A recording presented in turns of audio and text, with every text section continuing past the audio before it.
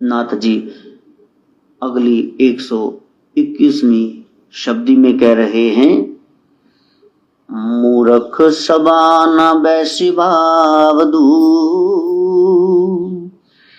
पंडित सोना करिबा बाद,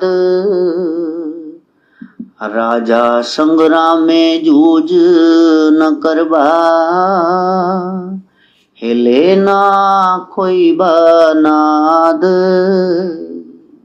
जो मेरे नाथ है, जो मेरे सिद्ध योगी उग्र हैं, मूर्ख सभा न बैसी, मूर्खों की सभा का त्याग कर दो। बस मूर्खों के बीच में नहीं बैठना जो निपट संसारी बातें कर रहे हैं।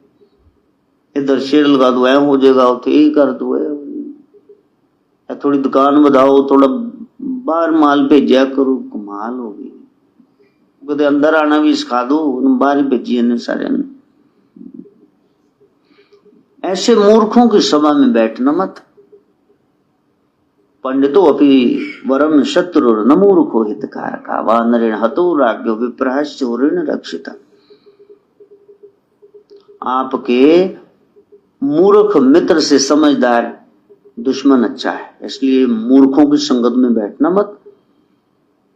पंडित सोना करिबा बाद, पंडित के साथ विवाद नहीं कर, क्योंकि वो पोंगा पंडित है, उसको ज्ञान है, वो बैठा ही इसलिए कि आपकी तैल गणी उसने मानना ही नहीं हार को।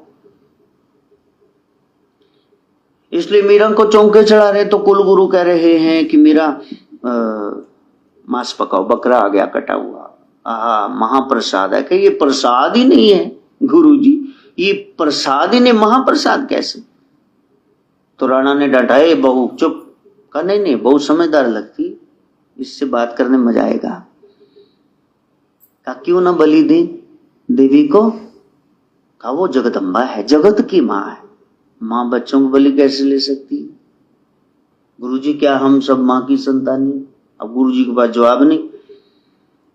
कहा नहीं हम नहीं खाएंगे, बल नहीं बढ़ेगा, तो फिर दुश्मनों को क्षत्रिय मारेंगे कैसे? का माखन मिश्री खाने वाले गिरिराज गोवर्धन उठाते कन्हैया, उन्होंने कौन सा मीट कहा था? गुरुजी खेच गए, उन्होंने लाइफ प्राण कर ले, इन्हों तो मार के छड्डा कर लो। इसलिए नाथ जी कहते पंडित सोना करिबा बाद, नाल गवारा न जूझी, उन्होंने पागला नल मत्था न लाओ, राजा संग्राम में जूझ न करबा। राजा के साथ क्यों पंगे ले रहे हो? एक राजा है, वो शारीरिक बल रख रहा है, और तुम्हारे पास आध्यात्मिक आत्मा का बल है, वो तुम्हारे बराबर ही नहीं है, उसके साथ क्यों बहस कर रहे हो? छोड़ो उसको राज में राजनीति में रहने दो, तुम्हारा ये काम नहीं, तुम अपनी साधना करो, लोक कल्याण की बात करो। Your boss is always right, उसके साथ क्या पंगा लेना तुमने? हिले ना कोई नाद। जिस तरह से मूर्ख के साथ नहीं बैठना, संगत का त्याग करना है उसकी, जिसके पंडित के साथ जैसे हमने विवाद बहसबाजी किसी के साथ नहीं करनी, राजा के साथ युद्ध मोल नहीं लेना है, इसी तरह से हिले ना कोई नाद। हिले खेल खेल में लापरवाही से ये जो नाद गूंज रहा है, ये समय है मनुष्य चोले में, इसको खो मत देना।